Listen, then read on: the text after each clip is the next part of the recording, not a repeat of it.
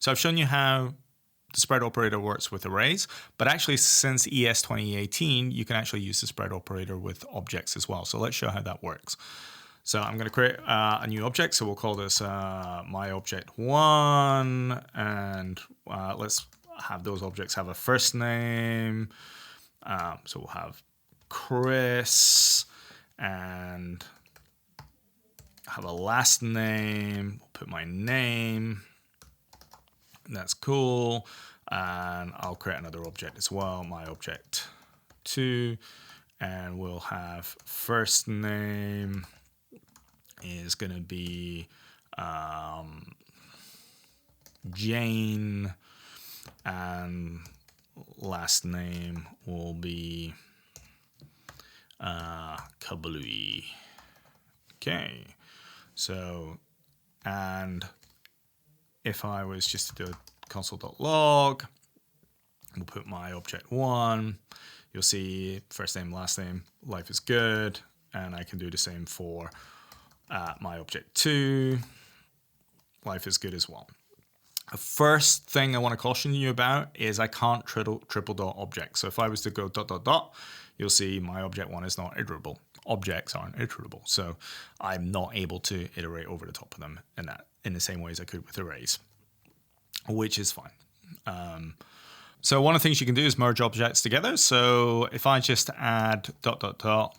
my object 2, you'll see actually it's replaced first name and last name with Jane Kablooey. So it's not really a merge in this case, it's just an overwrite. But if I was to, let's say, take away first name and last name, and then I put shoe size is 20, got big shoes, then you can see Chris, hey, shoe size 20. So it's taken these two objects and it's merged them both together. So that's pretty cool functionality. I could do some of this. Before using the object assign function. It does work slightly differently. So if I was to create a new object, so const my object 4 equals object.assign.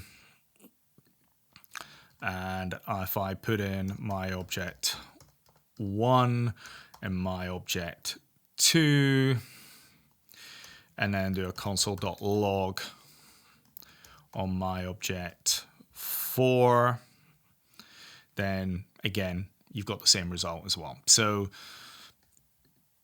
it's up to you, whatever you prefer. You can do the object assign, or you can kind of use the triple dot syntax. What I would say is object assign and the spread operator are not the same, so there is some subtle differences. The spread operator, the triple dot, can only do shallow copies. It doesn't do things like kind of prototypes there. So there's a few differences in that sense, and it doesn't invoke things like setters as well. So I would say the functionality of the spread operator for objects is quite limited in comparison to object assign. So if you're only wanting to do very shallow copies and little merges, etc., then it's fine to go ahead that, but use it with a little bit of caution. Anyway, that's the end of this video. Hopefully you found that useful and you're a little bit more comfortable with the spread operator, which I think is super cool. Thank you. Speak soon.